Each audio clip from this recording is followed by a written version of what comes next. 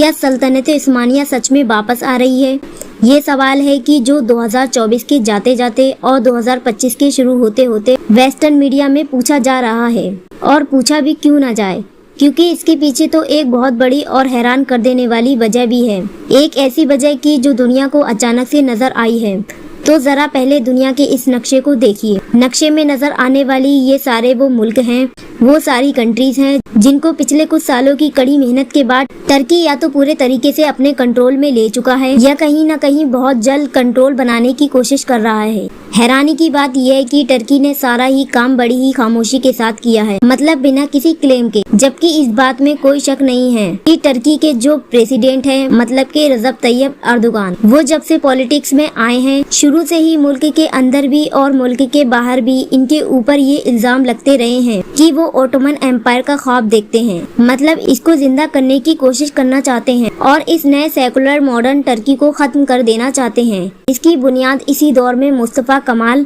Ataturk ने रखी थी। अब टर्की ने बहुत सारे मुल्कों पर कंट्रोल किस तरीके से हासिल किया है, वह क्या करना चाहता है, तैयब अर्दोगान के दुश्मन इनके ऊपर ये इल्जाम क्यों लगा रहे हैं कि वो ओटोमन एम्पायर को रिवाइंड कर रहे हैं, बावजूद इसके कि हम तो देख रहे हैं कि टर्की का मैप बिल्कुल वैसे का वैसा ही है जैसे वो शुरू से हुआ करता था। सारे ही सवालों के जवाब आपको दिए जाएंगे। इससे पहले मैं आप लोगों से बस एक सवाल करना चाहती हूँ। सवाल यह है कि क्या आप बता सकते हैं कि मौजूदा दौर में दुनिया का सबसे पावरफुल एम्पायर, या दूसरे अल्फाजों में कहूँ तो दुनिया का सबसे ताकतवर मुल्क कौन सा है? यकीनन आप सभी लोगों का सिर्फ और सिर्फ एक ही जवाब होगा,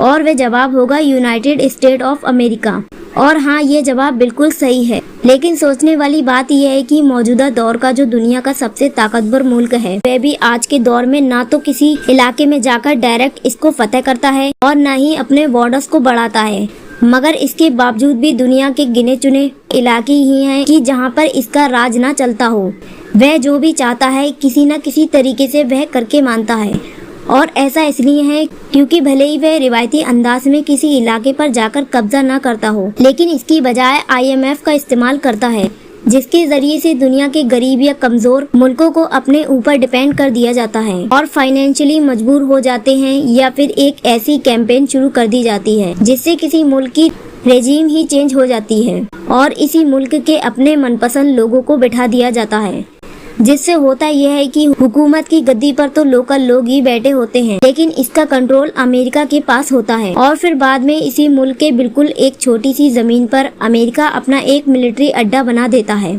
और बस मिलिट्री अड्डा बन गया तो मानो पूरे मुल्क पर ही कब्जा हो गया। इसी नए अंदाज को फॉलो करते करते ही आज लगभग 70 से ज्यादा मुल्कों में अमेरिका के 800 मिलिट्री बेसेस मौजूद हैं, जो इसको दुनिया का सबसे ताकतवर एम्पायर बनाते हैं। अब क्योंकि इस नए दौर में सल्तनत कायम करना और दुनिया के ऊपर राज करने का तरीका ही यही है, तो इसलिए जब टर्की में भी रजब तैयब अर्दोगान के नाम के इस लीडर की एंट्री हुई कि जिसका ख्वाब ही सल्तनत उस्मानी की विरासत को वापस लाना था, तो टर्की ने भी फिर थोड़े बहुत बदलाव के साथ साथ इसी रास्ते पर ही चलना शुरू कर दिया। थोड़ा बदलाव यही था क्योंकि अमेरिका की तरह टर्की फाइनेंशियली तो स्ट्रॉन्ग है नहीं, तो इस चीज का इस्तेमाल नहीं कर सकता है। इसके बदले में इसने मिलिट्री और पॉलिटिकल डोमिनेंस के साथ साथ सॉफ्ट पावर का भी इस्तेमाल किया, जो पावर इसको अपनी रिच हिस्ट्री मतलब के सल्तनत उस्मानिया की वजह से मिली थी, क्योंकि जाहिर सी बात है इसने कई सदियों तक मुस्लिम दुनिया पर राज किया है और मुस्लिम दुनिया का लीडर रहा है। और अब हालात ऐसे हैं कि धीरे धीरे ऐसे मुल्कों की लिस्ट काफी लंबी हो चुकी है जिनको टर्की ने किसी न किसी तरीके से अपने ऊपर डिपेंड कर चुका है, या इनको मिलिट्री के जरिए से, या फिर पॉलिटिक्स के जरिए से, या फिर सॉफ्ट पावर के जरिए से अपने इन्फ्लुएंस में कर चुका है, जैसे कि नदन, Cyprus, Syria, Iraq, Qatar, Libya, Azerbaijan, Albania और कोसोवो। यूरोपियन मुल्क भी इनमें से अजरबैजान, सोमालिया, सीरिया और लीबिया जैसे मुल्क तो वो हैं जिनमें टर्की ने डायरेक्ट मिलिट्री का इस्तेमाल किया, बल्कि हम ये कह सकते हैं कि वो डायरेक्ट इन मुल्कों में जंग में ही कूद गया। नतीजा ये हुआ कि यहाँ पर टर्की तो स्ट्रांग हुआ ही, इनको इन सारे मुल्कों से जुड़ी हुई चीजों का एक्सेस भी मिल गया। साथ ही इन मुल्कों में रहने वाले लोगों के बीच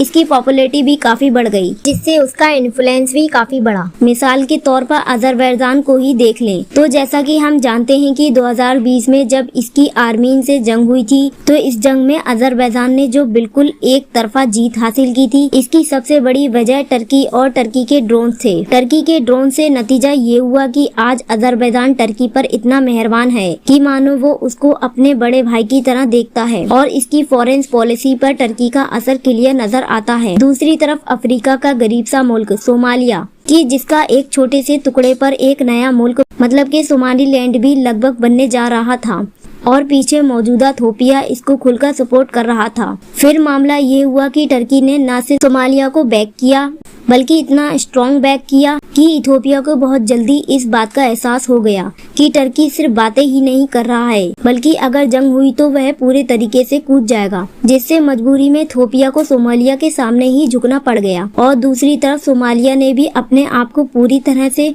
टर्की के ही हवाले कर दिया।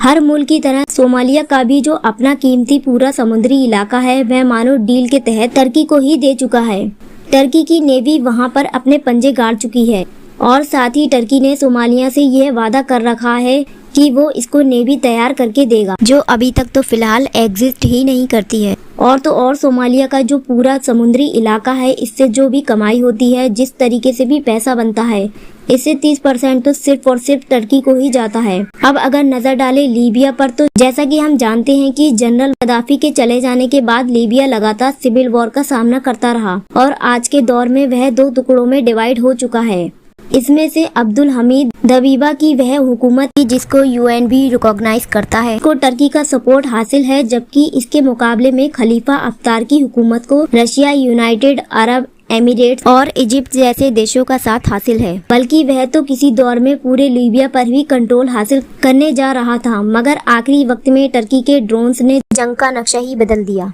लीबिया की इस जंग में टर्की को डायरेक्ट घुस जाने का इनाम यह मिला कि वह तो इसको लीबिया के अंदर कदम जमाने का मौका मिला, जिससे वह दूसरी अफ्रीकन कंट्रीज में भी अपने आप को आगे बढ़ा सके। इसके अलावा इसको न सिर्फ अफ्रीका में मिलिट्री बेस बनाने का मौका मिला बल्कि इसकी जो मिलिट्री इकोनॉमी थी वह भी काफी बूस्ट हुई। 2019 में ग्रीस जैसे कुछ यूरोपियन मुल्कों को इस वक्त बड़ा झटका लगा कि जब टर्की ने लीबिया के साथ मिलकर मेडिटेरियन सी में अपना एक इकोनॉमिक जोन बनाया और इसको भी डील के तहत टर्की के हवाले कर दिया गया। मतलब कि वहां से जो भी गैस तेल वगैरह निकलेगा वह टर्की के अंडर में आ गया। अब क्योंकि लीबिया के बड़े इलाके में रहने वाले आम लोगों का सपोर्ट तो टर्की हासिल कर ही चुका है, इसीलिए अब जंग से उजड़े हुए लीबिया को दोबारा से आबाद करने का ठेका या कह सकते हैं कि कॉन्ट्रैक्ट वगैरह भी टर्किश कंपनी को ही मिलने लगा। इंफ्रास्ट्रक्चर हो या फिर हेल्थ केयर हो, सब कुछ टर्की के ही अंडर में है। इससे आप अंदाजा लगा सकते हैं कि लीबिया टर्की पर किस हद तक डिपेंड हो चुका है, या अगर दूसरे अल्फाजों में कहें तो टर्की कितनी मजबूती के साथ लीबिया के अंदर घुस चुका है। आगे बढ़ें और मिडिल ईस्ट पर नजर डालें तो सीरिया में अभी क्या हुआ है ये मुझको आपको ज्यादा एक्सप्लेन करने की जरूरत नहीं है। बस मोटे मोटे तौर पर आप समझ लीजिए कि सीरिया का जो फ्यूचर है वह लगभग टर्की के इशारों पर ही तय हुआ है, टर्की के इशारों पर ही तय हुआ करेगा, क्योंकि जिन छोटे बड़े और कमजोर ग्रुप्स को टर्की लंबे वक्त से ताकतवर बनाने की कोशिश कर रहा था, अब वही सारे ग्रुप्स आगे बढ़कर सीरिया की गद्दी तक पहुंच चुके हैं। आधे साइप्रस पर टर्की का 1976 से ही कंट्रोल है। इसके अलावा इराक में भी इसका मिलिट्री बेस है, कतर में भी इसका मिलिट्री बेस है। बाकी टर्की के अलावा दुनिया में जो और भी 3-4 टर्किश कंट्रीज हैं, तो क्योंकि हिस्टोरिकल ये सब एक ही कबीले के हैं तो इसलिए इन सारे मुल्कों की फॉरेन पॉलिसीज पर भी टर्की का गहरा असर दिखता है। वो इसलिए क्योंकि ये सारे मुल्क टर्की को अपने बड़े भाई की तरह देखते हैं। इसलिए आप देखेंगे कि टर्की की लीडरशिप में इन 4-5 मुल्कों की मीटिंग वगैरह भी होती रहती है। इसके अलावा अफ्रीका की भी जितनी ऐसी कंट्रीज हैं कि जहाँ से पिछले 2-3 सालों से लगातार आपके पास एक एक करके इस तरह की खबरें आती रहती हैं कि वहाँ से फ्रेंच ट्रॉपर्स को, मतलब कि जो फ्रांस के लंबे वक्त से आर्मी मौजूद थी, इसको निकाला गया।